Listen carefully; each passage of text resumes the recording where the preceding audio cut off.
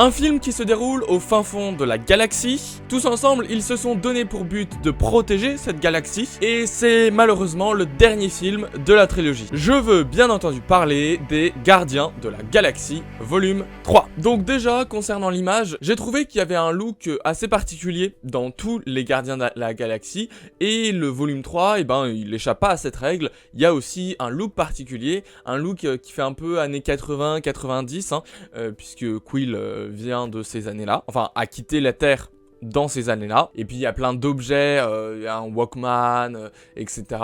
des années 80-90. Ensuite, j'aime bien aussi l'affiche. L'affiche, franchement, je l'ai trouvé super bien. Cette affiche-là, d'ailleurs, parce qu'il y en a plusieurs, mais celle-ci, j'ai trouvé qu'elle était super cool, puisqu'elle fait un petit peu Polaroid, mais je trouve que ça fait beaucoup plus classe qu'un Polaroid, mais en même temps, ça reprend bien le look des Gardiens de la Galaxie, avec ce côté un petit peu, années 80-90, encore une fois. Les effets visuels sont globalement très bien réussis, on y croit. Et aussi, autre chose concernant le générique, j'ai bien aimé qu'ils mettent des photos un peu souvenirs de des anciens Gardiens de la Galaxie dans le générique, parce que ça fait bien un au revoir en fait à toute cette bande, et ça conclut bien du coup cette trilogie de films, et aussi voilà, ça nous rappelle les anciens Gardiens de la Galaxie. Ensuite, concernant le scénario franchement il est très cool. J'ai bien aimé toute l'intrigue et tout, le fait que on replonge dans les souvenirs de Rocket.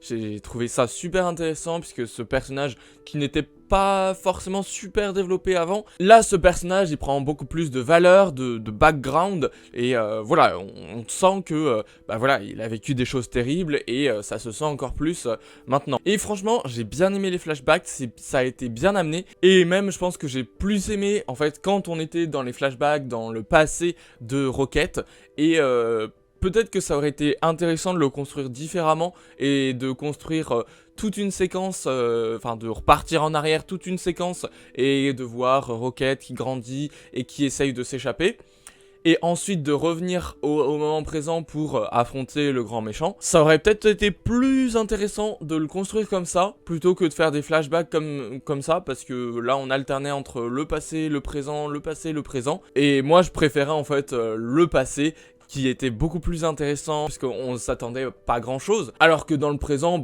on savait un petit peu vers où ça allait aller, quoi. Et puis j'ai trouvé que l'introduction, comment c'était amené cette histoire de il faut aller fouiller le passé de Rocket, c'était plutôt bien amené, parce qu'en fait, le début de l'intrigue, je ne l'ai pas senti. Je me suis dit, ah, là, ça veut dire que l'intrigue, elle a commencé, et là, le film a commencé. Ah d'accord, ok, j'avais pas compris.